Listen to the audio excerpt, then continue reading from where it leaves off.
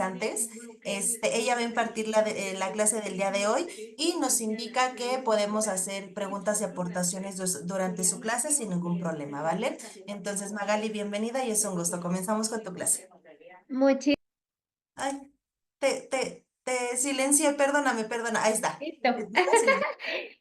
No hay problema. Un gusto estar acá con todos. Realmente siempre es un placer. Siento que ya hace algunas semanas que no nos vemos, así que muy feliz de estar por acá.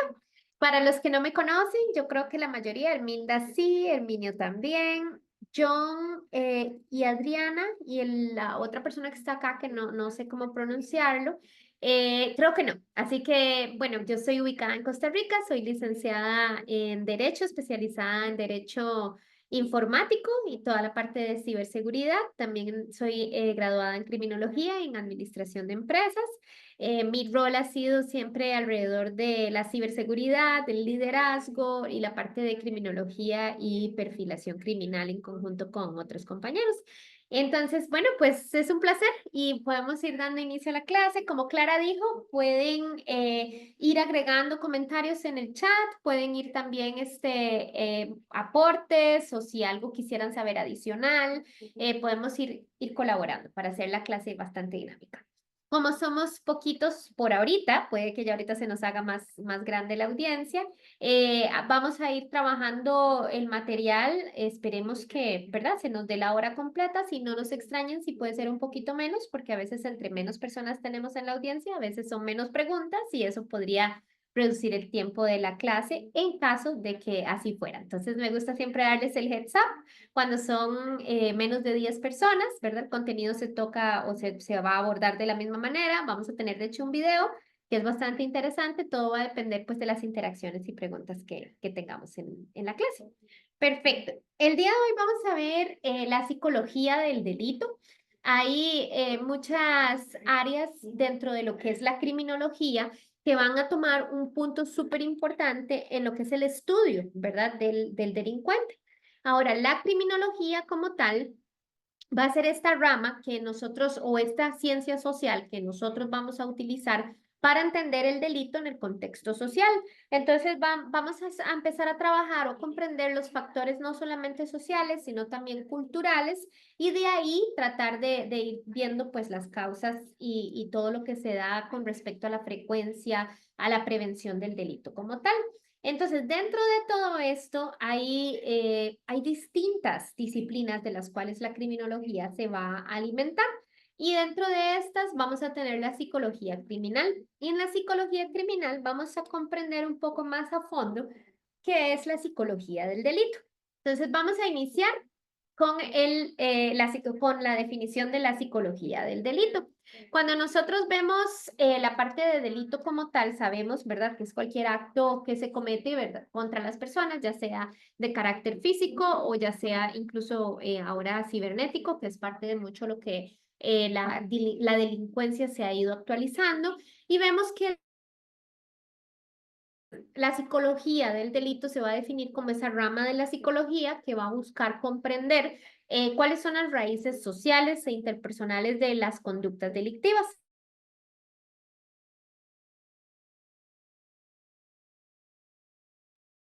Ya no, ya Respecto a no, esa persona. es que Ajá. no te escuchábamos. De repente se te fue el audio, pero Ah, ya bueno, pero ya estamos. Ok, perfecto. Entonces, esta rama lo que nos va a ayudar dentro de la psicología es a comprender cuáles son esas raíces sociales, cuáles son esas relaciones interpersonales, esas raíces interpersonales para poder hacer un estudio de la conducta delictiva como tal. Ahora, cuando nosotros leemos esto, y si hemos llevado clases en términos de criminología en otros momentos, muy probablemente lo primero que se nos puede venir a la mente es ¿cuál es la diferencia con la criminología? Hola, Guayca. ¿Cuál es la diferencia con la criminología? ¿Verdad? Porque hay una línea bastante fina, pero aquí es lo que vamos a ir comprendiendo.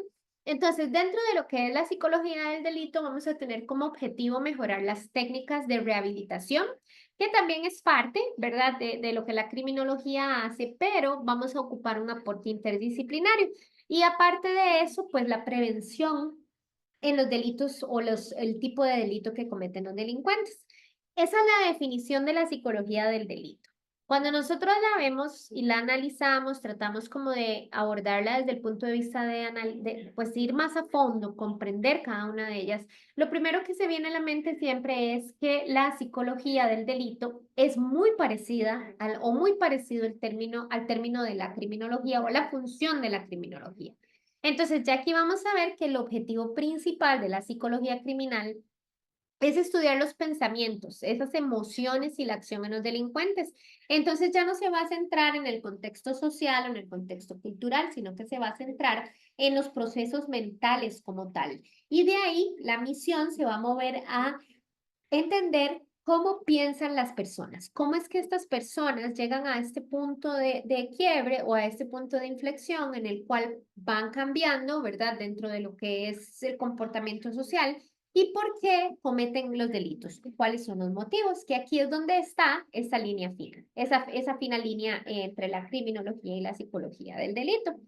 Entonces, para tener un poquito de comprensión todavía mayor con respecto a las diferencias y cómo es que la criminología se alimenta de la psicología criminal o psicología del delito, vamos a ver características principales acá que nos van a ir diciendo, ok, cómo es que ambas se relacionan, pero no son las mismas. Sus enfoques y sus objetivos son distintos. Entonces nos vamos a enfocar en el enfoque y en el objetivo de cada una. Van a ver que en la parte de la psicología criminal, el enfoque es el estudio de los procesos mentales y las emociones, las conductas de los individuos involucrados en el crimen. De estos individuos podemos pensar en los delincuentes y en las víctimas, ambos lados. Ahora, cuando pensamos en el enfoque de la criminología, vamos a ver que hay un enfoque de ciencia social. Entonces, de acá lo que va a estudiar es el contexto social, considerando, por supuesto, los factores, ¿verdad? Estructurales, cómo su familia se formó, qué fue enseñado, qué tuvo, y las partes culturales.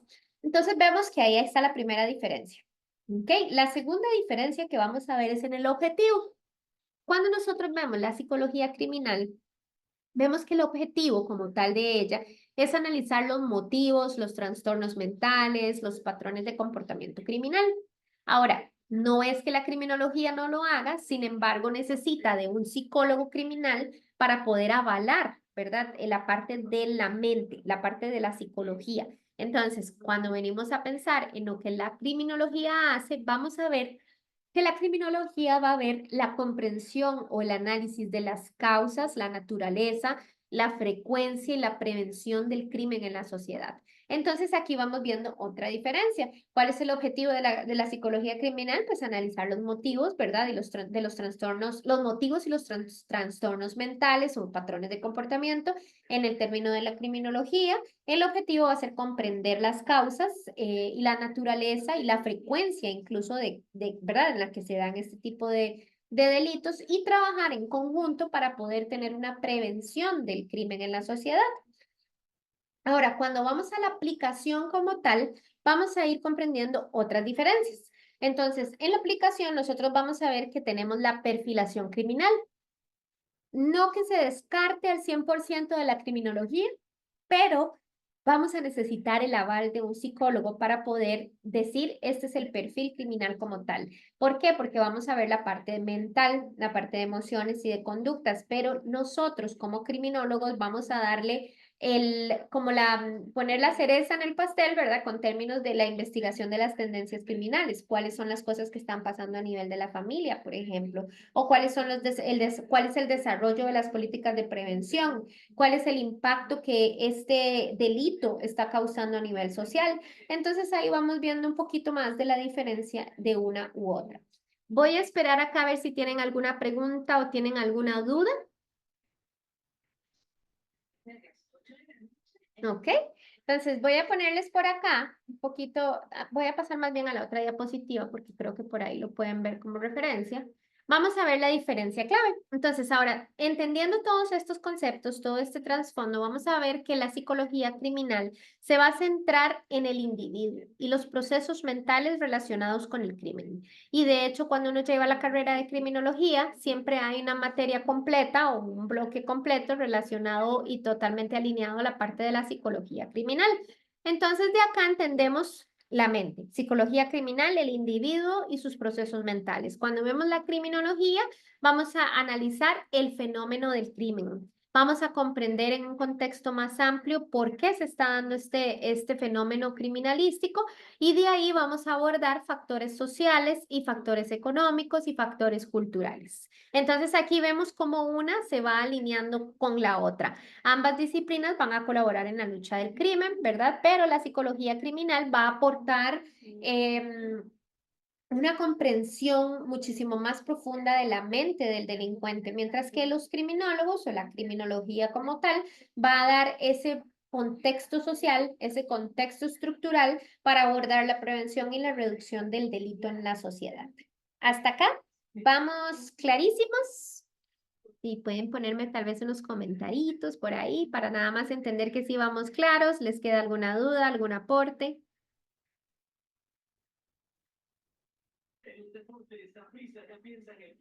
Ok, están muy calladitos hoy. Ya ahorita los empiezo a tratar de despabilar.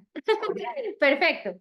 Con esto entonces creo que vamos bien claros en la diferencia del uno y el otro y cómo podemos aplicarlo, ¿verdad? ¿Cuál es el ámbito de aplicación como tal? Psicología criminal. Sí, es la misma que, bueno, hay una pregunta que dice, ¿la psicología criminal es la misma que la psicología forense? Sí, es lo mismo. Entonces, psicología criminal y psicología forense para métodos de estudio es la misma y para métodos de aplicación también. Ok. Vamos a ver si tenemos alguna otra pregunta.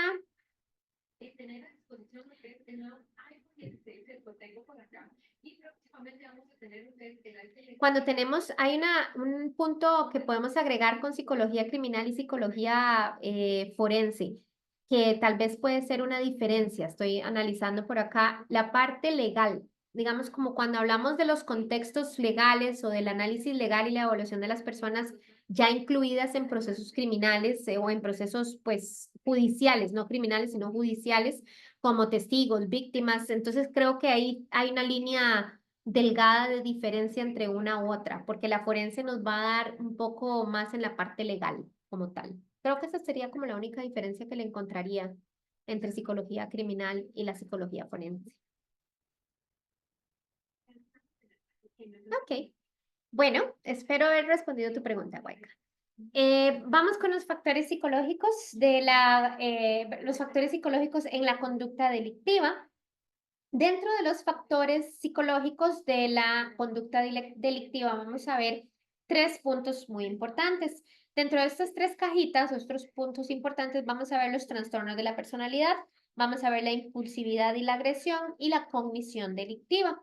Entonces, de acá es de donde nosotros o de donde los psicólogos, ¿verdad? Van a tomar la referencia para ir haciendo los estudios criminológicos. Y esta referencia se hace generalmente interdisciplinariamente en conjunto con los criminólogos. Entonces, vamos a ver el trastorno de personalidad. Aquí hemos visto, de hecho, tuvimos en algún momento una clase relacionada a las psicopatías y a los psicópatas, un tema que realmente llama mucho siempre la atención de la mayoría de la población. Y la razón de esto, o el por qué es fascinante, no es el fondo y la situación. Por supuesto, esa parte es muy triste y es muy duro pues ver que existe eso en la sociedad, sino que lo interesante es el cómo se llega ahí.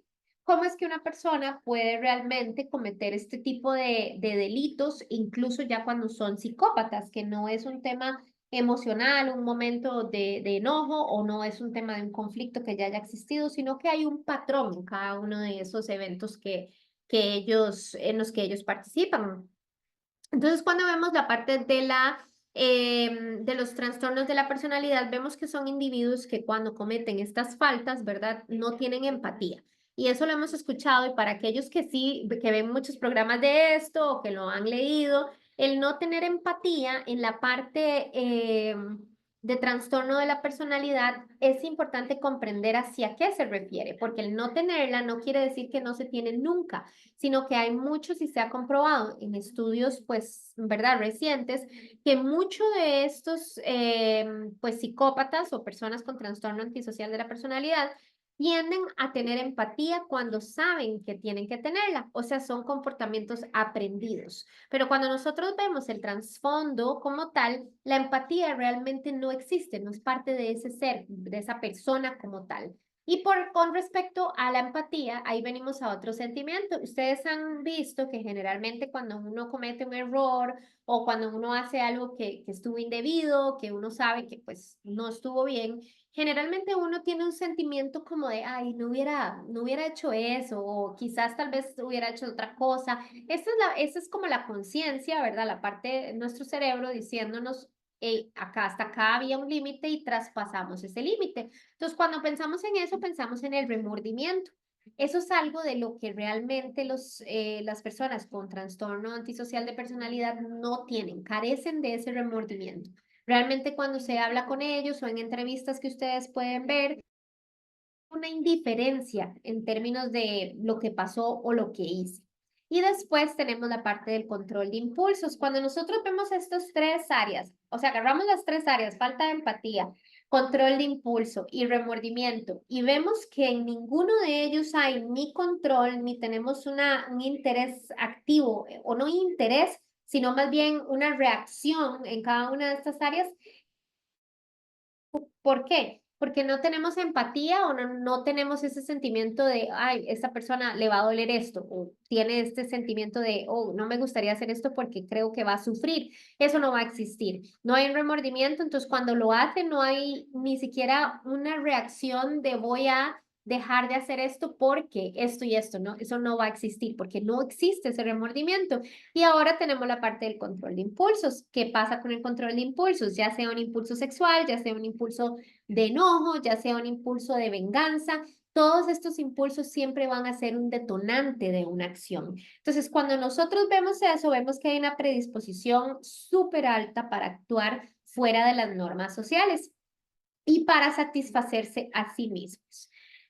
Voy a detenerme un momento en los trastornos de la personalidad y por acá nos pone Tomé cuál es el factor clave de la psicología que asegura los comportamientos. Creo que es esa sí la voy a buscar. Asegura porque los comportamientos, creo que eran los conductores. Hace mucho no hablo portugués, entonces por eso estoy un poquito como que no me acuerdo. Vamos a ver, sí creo que es eso. Voy a hacer la revisión para estar segura que respondo bien la pregunta. Sí. Ok. ¿Cuáles son los factores, verdad, o el factor clave que la psicología puede asegurar con respecto a este tipo de conductas? Cuando nosotros pensamos en la psicología como tal, muchas veces pensamos en las terapias y no abordamos o no nos vamos un poquito más allá en el tema. Cuando nosotros tenemos un control en la parte, o más bien, movámonos de pensar en una terapia psicológica y de nosotros como un paciente, ¿verdad? Empezando por ahí. Pensemos en la psicología, ¿verdad? Desde el punto de vista de psicología criminal, y de ahí movámonos a entender cuáles son esos factores claves que nos pueden asegurar o ayudar en temas de la conducta de cómo manejar estas conductas. Entonces, de aquí podemos empezar a trabajar, o los psicólogos más bien, empiezan a trabajar desde el punto de vista de la atención, comprender cómo es que ellos actúan, tratar de crear ese tipo de conciencia en el control de las emociones y las decisiones que las personas con ciertos rasgos tienen. Por ejemplo, si las personas no tienen una atención continua, trabajan en eso para que los impulsos no vayan a tomar pues favor o vayan a tomar provecho de lo que ellos van a hacer. La otra parte es el autocontrol emocional. Los psicólogos generalmente cuando tienen personas con rasgos de personalidad que, ¿verdad? Que se ven en estas tonalidades o en estos tintes, trabajan mucho la parte del enojo y de la frustración. Entonces, lo que se trabaja es la prevención. Se trata de ver cuáles son estos factores que hacen ¿verdad? Desencadenan ciertas acciones de peligro cuando las personas tienen enojo o cuando las personas tienen agresividad. Y entonces de acá lo que se trabaja es en descubrir cómo controlar este enojo para que si yo tengo otros rasgos, si tengo falta de empatía o si tal vez no me siento tan identificado con la sociedad como tal, bueno, pues cómo es que yo puedo controlar esto para no llegar a un punto en el cual yo tome una decisión que no esté bien. Y ahora hablando de las decisiones, la otra parte conductual en la psicología, tiene que ver con la toma de decisiones. Entonces es como, ¿verdad? Tratar de ir diciendo, ok, ¿cómo es que nosotros vamos a tomar decisiones en este proceso? Vamos a pensar y se crea un abordaje estructurado. Si hacemos esto, sucede esto. Aunque cuando se tratan de personas con trastornos de personalidad de tipo psicopático o antisocial, no es tan sencillo llegar a esta toma de decisiones, pues, detenida y razonada. Entonces, esos son como las conductas o los comportamientos que son clave trabajar a nivel de la psicología en conjunto con la criminología. Entonces, ay, espero haber respondido tu pregunta y pues ahí dar un poquitito de los factores clave. Cualquier cosa, Tomé, si tenés algo de seguimiento, me puedes hacer saber en el chat. Listo. Ahora, vamos con la parte de la impulsividad y la agresión, que de hecho toqué un poquito el tema ahorita en la parte de los factores claves, ¿verdad? Que la psicología va trabajando. Esa dificultad para regular las emociones es parte inicial de lo que se debe identificar y trabajar. Generalmente, cuando se está trabajando con personas con este tipo de rasgos, no se identifica la falta de empatía primero. No es que es una regla, pero generalmente se identifica la impulsividad y la agresión. Y posterior a eso se va viendo que no hay empatía porque ya ha pasado algún evento que nos hace darnos cuenta que la empatía no está siendo parte, ¿verdad?, del ser humano como tal. Entonces, dentro de esto se maneja mucho a nivel conductual el manejo, el control de esta impulsividad y agresión, el entender el por qué para que los niveles de agresión bajen y para que las conductas violentas no se presenten tan fácilmente. Eso es parte de lo que hace la psicología criminal, la psicología del delito. Y luego tenemos la cognición delictiva. Ya este pues sí es un tema más como relacionado o en una línea bastante delgada con los términos de los trastornos psicopáticos, y es que no hay reconocimiento del daño. Entonces, cuando no hay reconocimiento del daño, se refuerza ese comportamiento. Entonces, es como cuando uno viene y raya la mesa, ¿verdad? Viene y raya toda una mesa, nadie le dice nada, viene y la vuelve a rayar, nadie le dice nada, y aparte de que nadie le dice nada, yo no me estoy dando cuenta que el rayar esa mesa está produciendo alguna afectación pues a la institución, si fuera el caso que es un colegio o una escuela. Entonces, lo que pasa con eso es que cuando hay una distorsión cognitiva, yo no me estoy dando cuenta, porque realmente no es para uno, ¿verdad? Vamos a verlo desde el punto de vista de uno. Uno sabría y uno reconocería, no está bien que andes rayando todas las mesas, no es necesario, porque le estás haciendo, le estás causando pues una falta o sea, estás dañando un activo de un lugar. Para uno sería como, eso es como lógico, eso es lo que diría uno, ¿verdad? Ahora, cuando hay una distorsión cognitiva, eso no es lógico. Y realmente cuando ustedes se encuentren en el tema de estar hablando con alguien o si llegan a ejercer criminología o alguno de ustedes es criminólogo o psicólogo, se van a ir dando cuenta que aquí es donde aquí es donde nosotros empezamos a poner en práctica todo esto. Si nos damos cuenta que cierta persona nunca se da cuenta de por qué esto es malo, ya ahí tenemos una banderita roja, que hay que empezar a actuar y a empezar a ver. Entonces, esto es un poquitito como de estos factores psicológicos, ¿verdad? Que vamos a ir viendo en la conducta delictiva como tal. Vamos a detenerme por acá y preguntarles a ver si tienen dudas, algunas cositas que tengan por ahí. ¿Todos van claros? Tomé, no sé si te quedó claro lo que te respondí con respecto a eso. Si me lo pones en el chat y también, Guayca, espero haberte respondido. Ok, perfecto. Listo. Entonces, bueno, vamos a continuar con respecto a las teorías y de hecho ahorita les tenía un videíto y creo que era antes de este tema. Permítame para ver si algo pasó con la presentación o si yo me estoy equivocando en términos de dónde está. Vamos a ver. Ok. Es que no quiero ponerlo en la presentación porque es un video con respecto. Denme solo un segundo. Ah, ok. No, todavía no. Viene más adelante. Perfecto. Entonces, vamos a hablar un poquitito de las teorías sobre la psicopatía y yo creo que aquí es donde ahorita con nuestro videíto y vamos a hablar de la teoría de Hare. Hare fue un psicólogo que desarrolló el PCL. El PCL es la lista o como un checklist, ¿verdad?, de psicopatías. Entonces, lo que hace es evaluar rasgos que se van viendo en la persona y dentro de estos rasgos vamos a ver el encanto superficial, vamos a ver el egocentrismo, por supuesto, no tan general como, ¿verdad? Como lo estamos viendo acá. Va a ir, eso es como son las áreas, como es las grandes áreas en las que se va a centrar. Pero vamos a ver la parte del encanto superficial, la parte del egocentrismo, la parte del remordimiento y la conducta impulsiva, que tiene mucho que ver con respecto a cuál es la parte psicológica que se trabaja como tal. Ahora, lo que hace Hare es sostener que los psicópatas tienen déficits de respuesta emocional.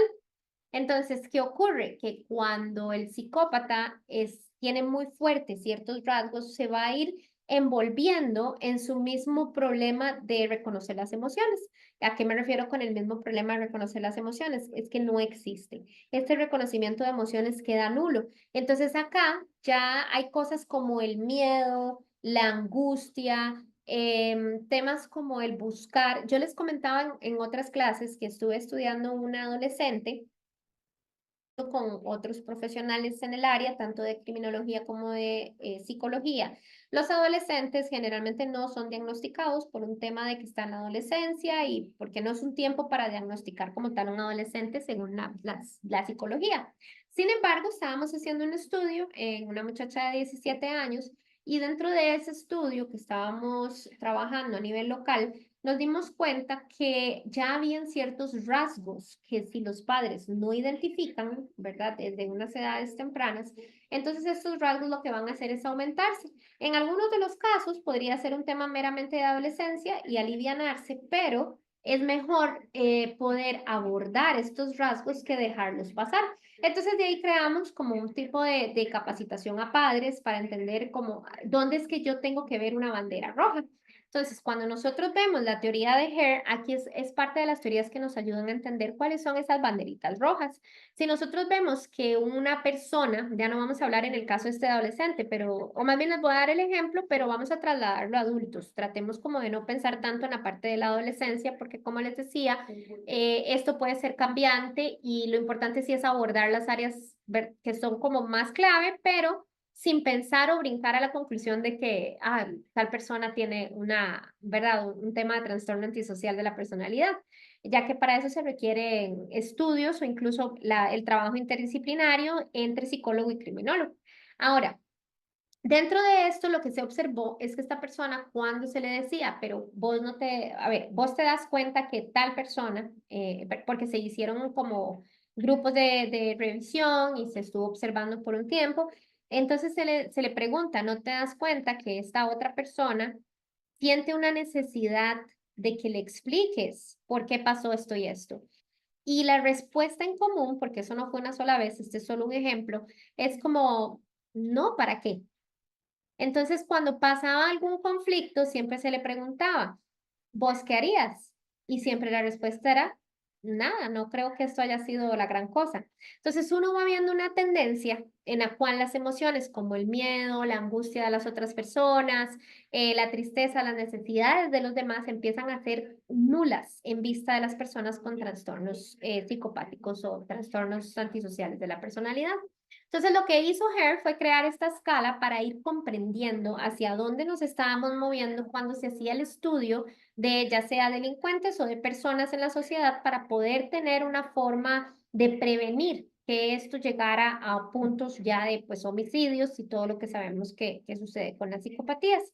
Voy a detenerme acá y dice acá, ¿qué pasa con una persona que le mandaron a terapia y que le miente al psicólogo?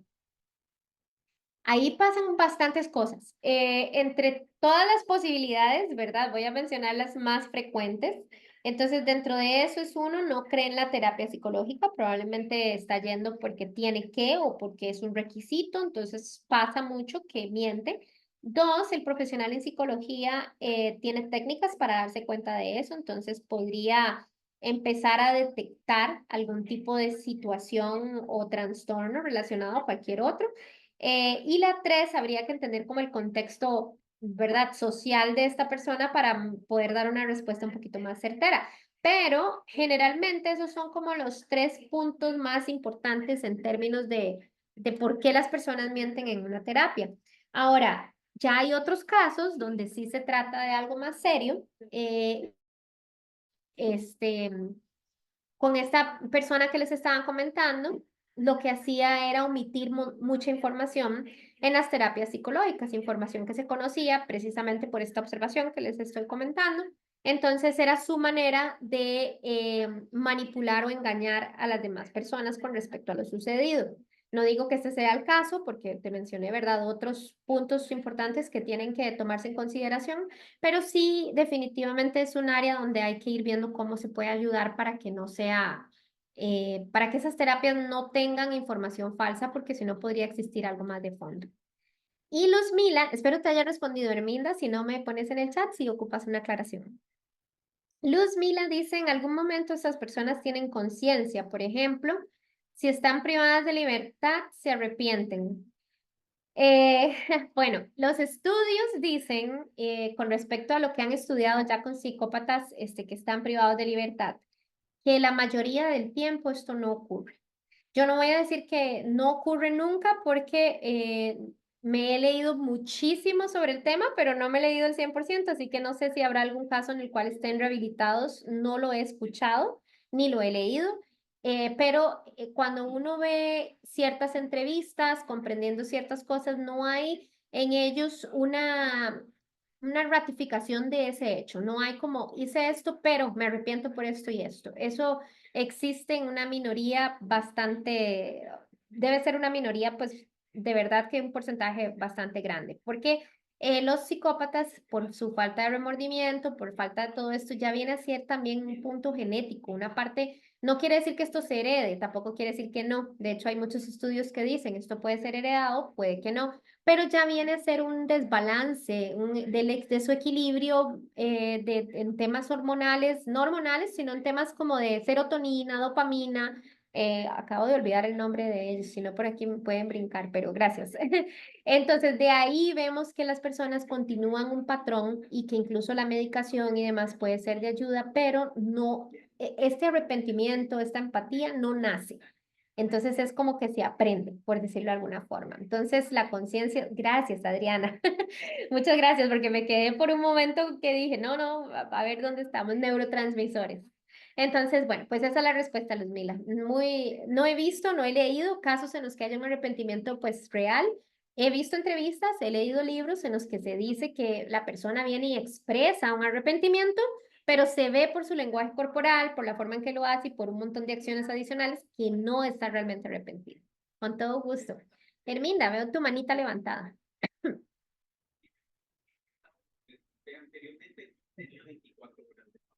Buenas tardes, Magali, gusto de saludarle.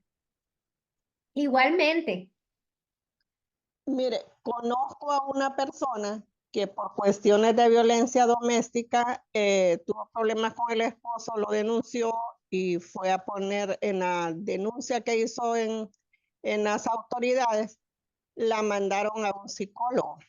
Ujú, Entonces, porque le dijeron que tenían que controlar la ira. Pero me está contando la misma persona de que ella no le dice todo al psicólogo y lo que el psicólogo le dice, ella se lo dice a la mamá y al esposo que ellos son los que están fallando, pero no le ha dicho el comportamiento de ella, que tiene con el esposo, ni tampoco le ha dicho el comportamiento que tiene con, no solamente con la mamá, sino con toda su familia. Entonces ujú, ella está omitiendo y ella misma me dice que el psicólogo, yo no le voy a ir a decir mis problemas, me dice, que yo, ujú, pero me dice, pero el psicólogo no sabe nada porque no investiga, me dice, pero es un psicólogo que se lo pone el Estado, pues. Entonces, ujú. ¿qué pasa? Me estoy dando cuenta ahorita con este tema suyo, pues que esconde la información y entonces no puede tener una terapia adecuada porque esconde la información, me parece a mí. Correcto. Y bueno, sí, sí, di en el punto de que era obligatorio. Eso pasa mucho cuando son terapias obligatorias por X razón que las personas van a mentir. Pero ahí sí viene el deber, pues, ¿verdad? Ahí sí probablemente debe ser un psicólogo forense porque maneja ya cuando están en procesos legales todo esto, o psicólogo legal, depende del país, se conoce diferente, pero por aquí es donde viene, pues, ¿verdad? La experiencia y el manejo que le va a hacer ese psicólogo, porque no va a haber forma que diga lo que tiene que hacer perdón, lo que es, porque no hay una voluntad de por medio para ello. Muchas gracias, Herminda, por compartirnos ese caso por acá. Listo. Entonces, ya vimos la teoría de Hare. ¿Alguien más tiene alguna pregunta o comentario? Ok. Ahora vamos con los modelos neurobiológicos. Estos son otro tipo de teorías que lo que hacen es sugerir, ¿verdad?, que hay diferencias en la estructura y la función de las áreas cerebrales, que entre ellas está la amígdala, la corteza prefrontal, que la corteza prefrontal y la amígdala van a influir en la capacidad de procesar las emociones y tomar decisiones morales. Yo les comento que esto ya es mi opinión, mi nivel personal en lo que he estudiado. A mí esta en específico me llama mucho la atención. Estoy muy, ¿verdad?, como mucho más alineada a esta teoría en conjunto con la parte social. Sin embargo, sí estoy bastante alineada a la parte de los modelos neurobiológicos, pero eso es importante que lean mucho para ustedes decir, ok, a dónde me siento que se puede ir este tema, ¿verdad?, para el aprendizaje como tal. Con todo gusto, estaba viendo el comentario. Entonces, cuando hablamos de los modelos neurobiológicos, vamos a saltar y vamos a entender la psicopatía primaria y la psicopatía secundaria. Entonces, de acá en los modelos neurobiológicos y entendiendo un poco el funcionamiento de la amígdala, entendiendo un poco la corteza prefrontal también, que eso incluso son cosas que uno ve no solamente en la parte de psicopatías o criminología, incluso cuando ustedes hablan en términos de la conciencia, en términos de la meditación, el estar aquí, el ahora, la amígdala y la corteza prefrontal van a jugar un papel súper importante en todo esto. Entonces, en realidad, son dos cosas que juegan papeles importantes en muchísimos aspectos, ¿verdad? Y se los aclaro para que no relacionemos esto con solo, pues, esta parte, ¿verdad? Tienen una relación súper amplia en diversos temas. Entonces, la psicopatía primaria como tal se va a referir a los individuos que traen rasgos innatos de insensibilidad y crueldad. Son personas que cuando nosotros o cuando están niños teniendo padres que observan, van a notar algunas diferencias entre sus hijos y los demás, entre la mayoría. Entonces esas diferencias van a ser como la crueldad, van a tener como esa falta de empatía, se va a notar, si es muy obvia y muy notoria desde muy niños, es importante empezar a trabajarla como padres o familiares y trabajarla con ejercicios.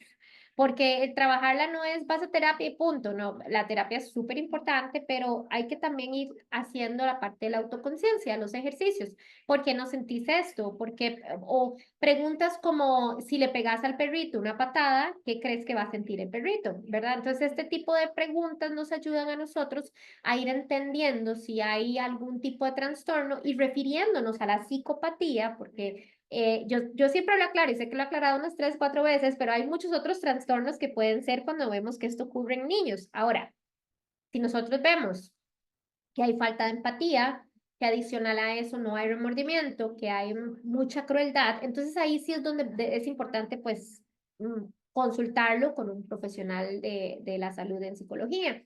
Ahora, la parte de lo que es la psicopatía secundaria es la que se va a referir a factores pues factores ambientales y sociales que fueron a producir que esta persona se comportara de esta manera. Entonces, ya sea como el abuso, pues el trauma o traumas que se dan en la infancia, que se provoque tal vez algún estrés postraumático severo, o cuando hay agravantes de conductas antisociales. Y aquí, de hecho, creo que ya ahora sí voy a traer el videito. Entonces, voy a pasar por acá y vamos a ver el desarrollo de las conductas antisociales, que es dándole seguimiento a lo que acabamos de hablar. Entonces vemos la teoría del aprendizaje social, que es la de Bandura. Entonces, cuando nosotros hablamos de una psicopatía secundaria, vamos a empezar a pensar ya no en la primaria, o sea, ya no en la parte genética, en lo que está en la mente, si es un tema de amígdalas, si es un tema de neurotransmisores, si es un tema relacionado a la corteza prefrontal, ya no vamos a ver todo eso, sino que vamos a aprender, vamos a entender cómo es que las personas, dependiendo del ambiente donde estén y dependiendo de ciertas predisposiciones o experiencias tempranas que hayan tenido, van a aprender a través de la observación. Y entonces de acá vamos a ver que hay una imitación de modelos. Cuando nosotros tenemos los modelos equivocados siendo niños o el contexto o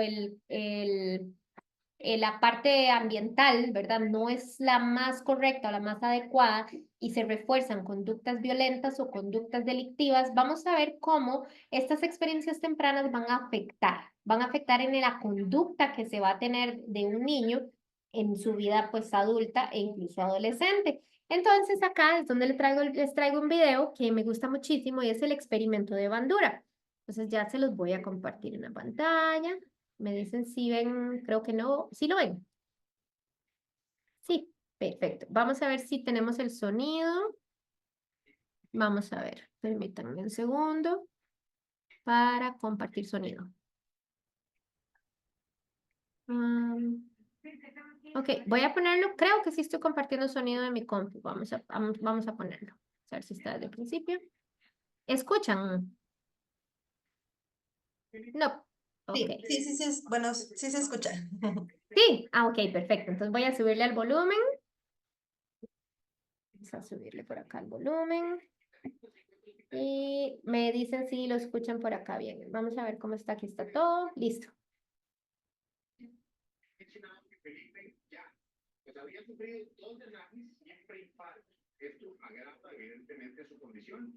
Sus ex compañeros de descanso, hablamos de Luis Alonso Naranjo, y quien me refirieron a través de redes sociales que hoy por su recuperación. Fuentes cercanas informaron a nuestro programa de Mujer Boca que también está luchando contra un coágulo en la cabeza. Que implica. Así que estaremos muy atentos a la evolución. Vamos a mantenernos muy pendientes de lo que le pueda suceder a Felipe y agradecemos a sus familiares, amigos cercanos, también todo lo que nos han referido. Sí, de hecho, el hermano Giovanni Contreras es el que ha estado en el hospital y ha estado contando a través de sus redes sociales cómo han su estado de salud y realmente se necesita mucha oración porque no es tan pequeño, estamos bien. Así que seguiremos orando por él, un gran abrazo y esa cosa está legítima. Bueno, ¿les parece que se hablamos ahora también de la hija de Shirley Álvarez, que bueno, si bien abrió su corazón y nos contó su vida a través de sus redes sociales, también nos va contando un poco de su cosa. Y le vamos a ver.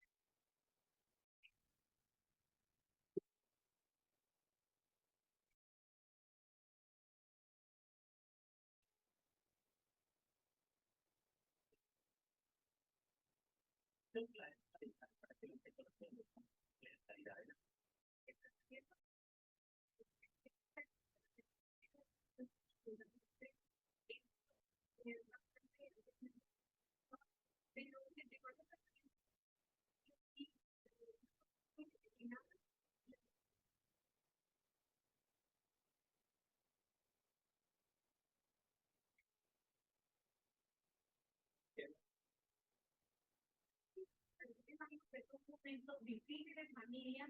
Te entiendo, Shirley, no quiero ni imaginar el susto que te pegó. Puede que cualquier mamá agarre el primer avión, meterlo y le realice la cosa, haciendo lo que sea, trabajando lo que sea, y todo finalmente a lograr su hijo, porque definitivamente no es un diagnóstico que nadie quiera escuchar. Pero muchas veces pasa que los mismos Dios no se tranquilizan a los papás. Si yo no veo, no pasa nada, eso está controlado, ir adelante, y eso también ahora es y verla para todos.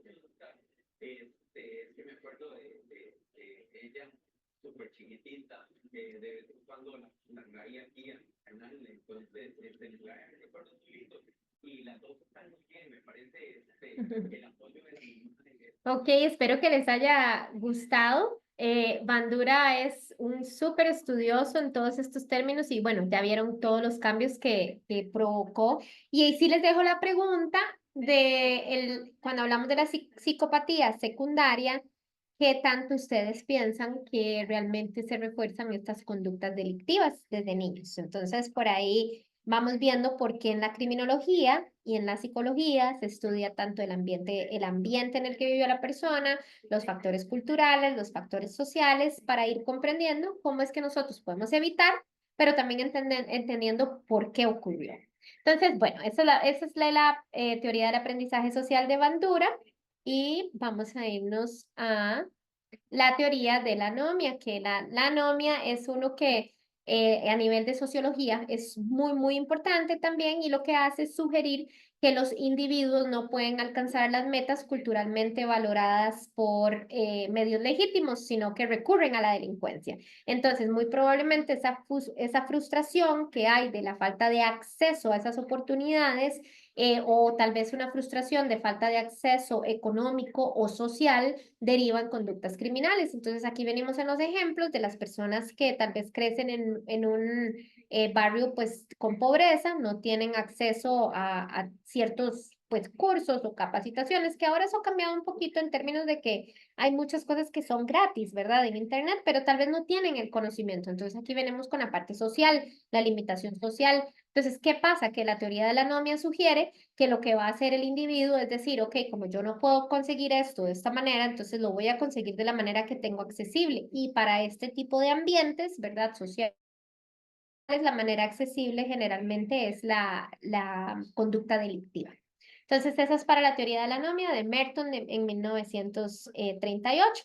Y entonces, basándonos en toda la parte de la influencia de factores sociales y de factores ambientales, vamos a ver el entorno familiar, que es por supuesto súper importante en cualquier tipo de análisis psicológico o criminológico, la desigualdad social como un factor social y ambiental que provoca pues, los actos delictivos como tal, y el entorno escolar y comunitario. Estos tres que están acá son claves de trabajar en conjunto cuando tenemos nosotros niños o cuando los niños están en proceso de crecimiento para asegurar que nosotros vamos a evitar, ¿verdad?, que se den este tipo de situaciones o que hayan detonantes que provoquen este tipo de, no solo el delito de de psicópatas, sino también ya los robos o cualquier acto delictivo, cualquier acto antisocial que se pueda producir.